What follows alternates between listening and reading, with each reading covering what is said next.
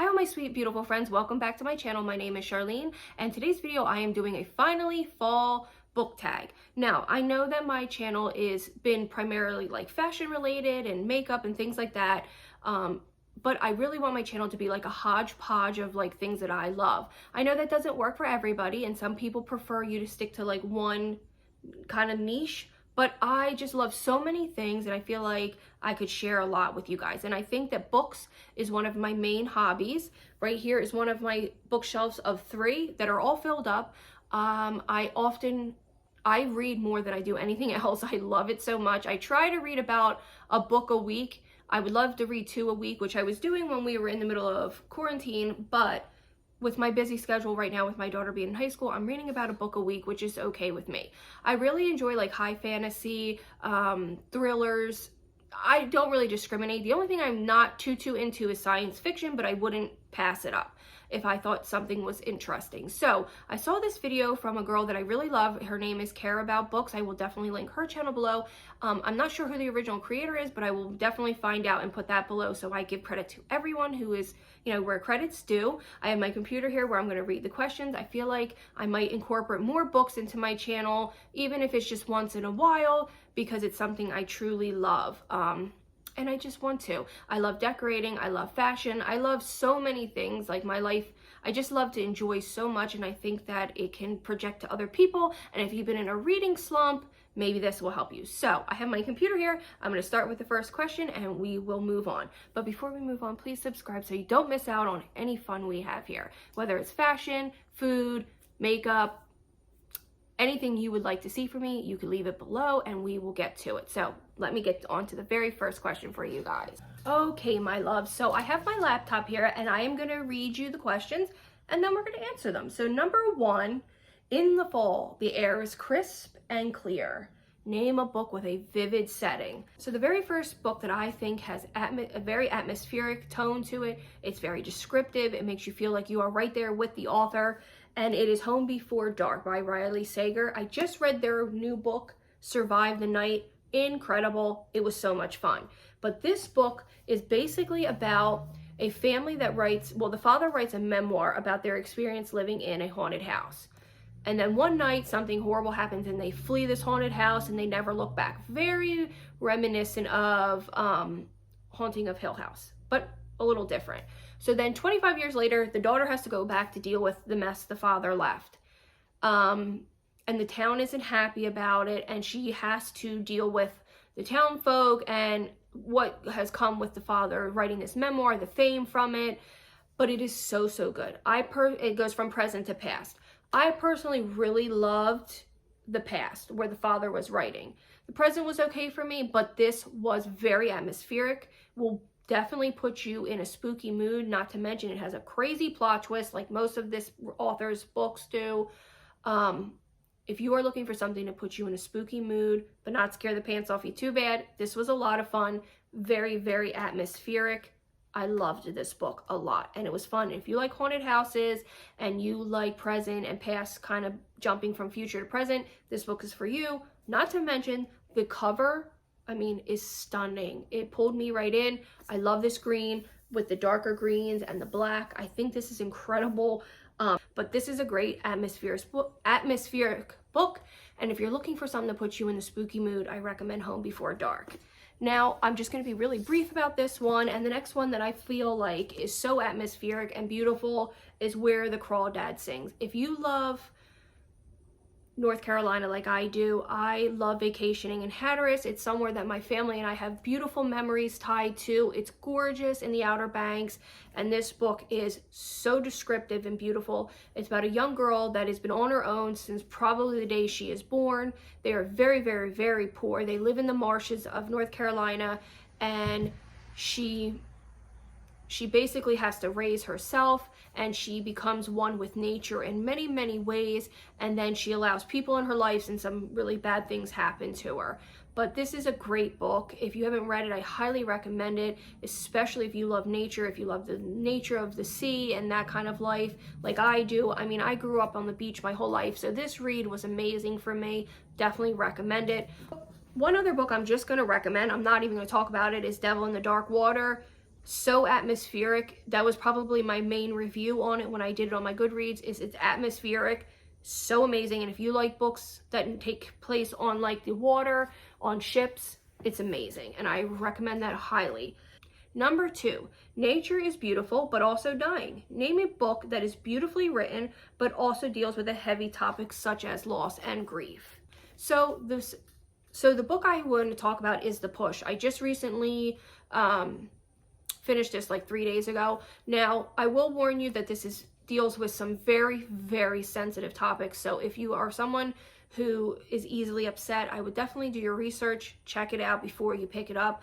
I don't want to upset anybody, but this is basically about a man and a woman who they meet very young, they marry, they have an amazing life together, but the girl has a lot of childhood trauma that stems back generational, and it seems to pass down to her, and she isn't sure if she's going to be a good enough mother. She ends up having a daughter that the husband seems to bond instantly with and is obsessed with, what brings weird tension because he doesn't want to listen when the mother says something is not quite right. Well, then a couple years pass, they end up having a son, and then some tragic stuff happens. This makes you deal with a lot of weird and emotion. This makes you deal with some very heavy things. It makes you think. It makes you want to rip your hair out. And I think this is a really, really interesting read, thriller. I only picked it up because it was free at my library. They were giving it away, and I'm so glad I read it. Definitely will make you think. Definitely deals with loss and grief. Amazing novels, but if you are a mom, it can be a little sensitive for you, but I'm so glad I read it. I like gobbled this up in one day. I think this was great. So the next book I read was shortly after my mom died, and it's Letters to the Lost. This is YA, but it's very, very good in my opinion. I love YA novels. I know I'm an adult, but I like them more than adult novels. I don't know why. I just think sometimes they're a little bit better. I mean, I read adult novels, obviously, but I really enjoy a good YA. So basically, this is about a girl, Juliet, who's in high school, I'm pretty sure, and she recently lost her mom, and she goes every day and leaves little letters to her mom on her grave. Well, this boy, Declan, who is dealing with some really bad things from his past, his mom and him don't get along. I believe his father might have passed away as well, or he has a new stepfather. I can't really remember. It was quite a while ago. But he's dealing with some stuff, and he's working for a man cutting the lawn at the graveyard, and he starts anonymously writing back to this girl from these letters. And it makes you deal with, like, is this right? Is he invading her privacy? Is he helping her heal? It makes you question a lot, and it definitely deals with a lot of grief and loss, but healing as well. I definitely recommend this. This is a lot of fun. This was a good book. I really liked it, and I definitely feel like it definitely hits the mark with grief and loss. And I highly recommend this book.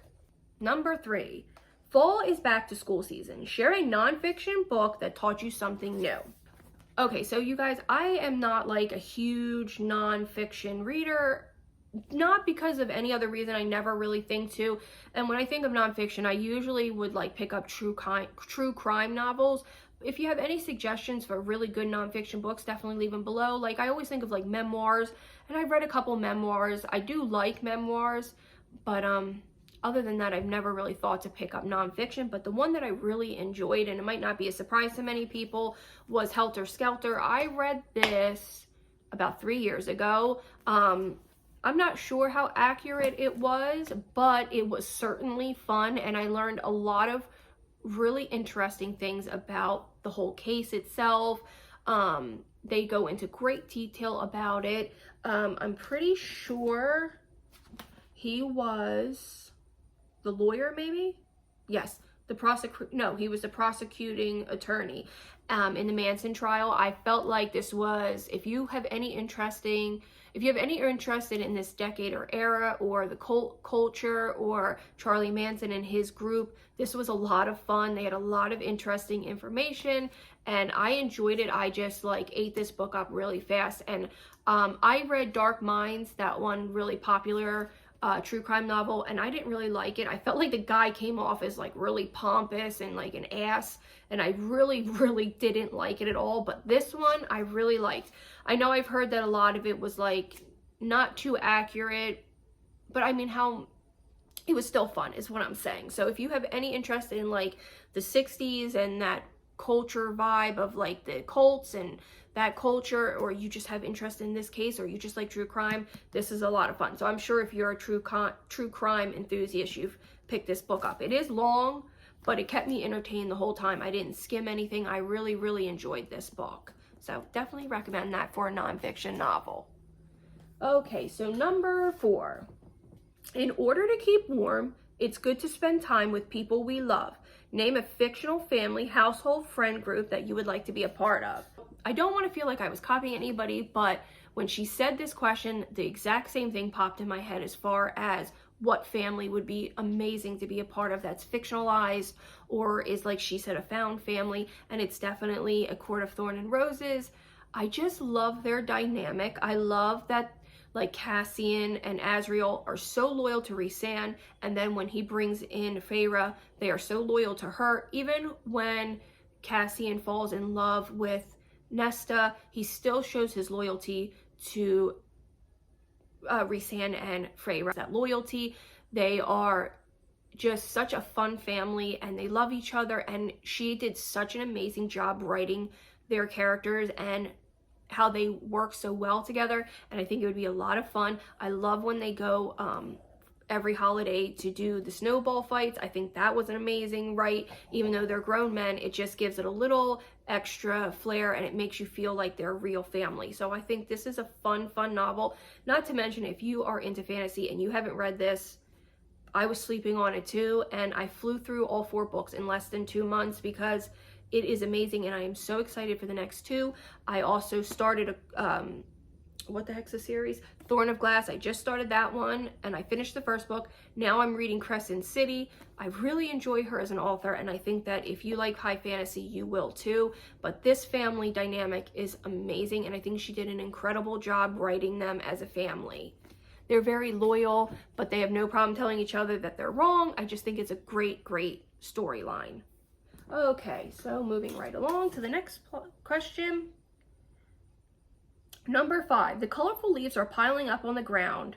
Show us a pile of fall-colored spines. So, when you think of fall, you think of oranges and greens and reds. And for some reason, I didn't have, a lot, but I found quite a few. So here we go. So what I have here is obviously Where the Crawdad Sings. Then I have The Great Believers, Mexican Gothic, which I just read. And let me tell you, that book was so good. So good. And then I have Stephen King's Just a Little After Sunset. This one especially is very fall vibe. So I thought that was fun. Guys, if you're looking for something to spook the hell out of you and is really weird, and this woman did such a good job. She really did. I just was so impressed with that book. Number 6, the fall is perfect time for some storytelling by the fireside. Share a book wherein somebody is telling a story. I have the most perfect book for you, and it is The 7 Husbands of Evelyn Hugo. When I read this, it's basically about an older woman who she is the most gorgeous woman in Hollywood in the 50s, and she's perfect. Sort of like Marilyn Monroe and like a Liz Taylor, I'm gonna assume. That's what I was picturing when I was reading this.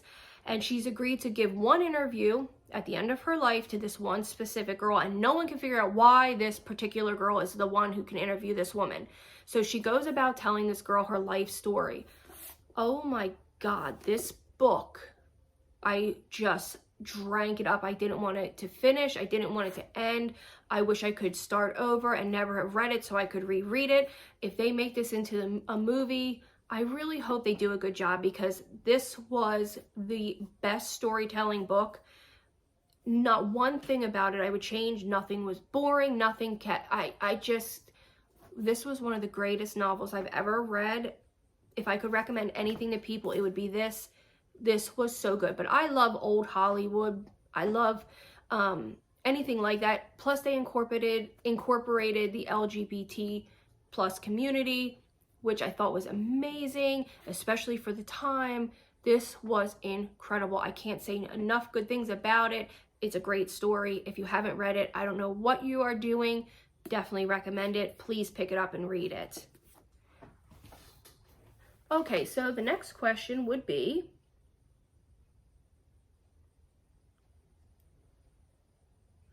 Number 7, the nights are getting dark, share a creepy read. So the novel for this one isn't taking place in fall, but it does take place in the wintertime, and I think it's a cozy read, but still scare the hell out of you, and it's Stephen King's Misery. This is a great book. I love the movie to begin with. The movie is amazing, but I love Kathy Bates. She's probably one of my favorite actresses. I loved her in Dolores Claiborne. I've loved her in Fried Green Tomatoes, but she was outstanding in this movie, and the novel is just as creepy in my opinion. I definitely would like to come back to it and reread it. Some of the scenes in here are so gruesome. Oh my God, this was great. I gobbled this up in 2 days. This was great. It's a nice and old copy of it. I got like a library copy when I ordered it. I love this novel. And if you're looking for something that's going to put you in a spooky, scary mood for fall and Halloween, this is it. Just know that it is, in my opinion, quite graphic, and some of the scenes are crazy. And I would recommend reading it and then watching the movie. The movie is stellar. It's outstanding. And I think they're equally pretty scary. I remember about a year and a half ago, I finally showed my sister this movie, and we just loved it. We loved it a lot. And this is a great novel to definitely get you in that spooky mood.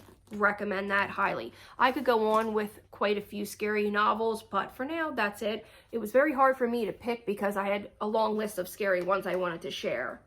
Okay, so number 7, the days are getting colder. Name a short, heartwarming read that can warm somebody's cold and rainy day. I think I have the perfect novel for this, and it is the very first book of the Anne of Green Gables series, and it is Anne of Green Gables. First of all, it is so atmospheric. I should have put this in as the vivid atmosphere. And her quote literally is, "I am so glad to live in a world where we have Octobers." I mean, it starts in the fall. It's about a farm.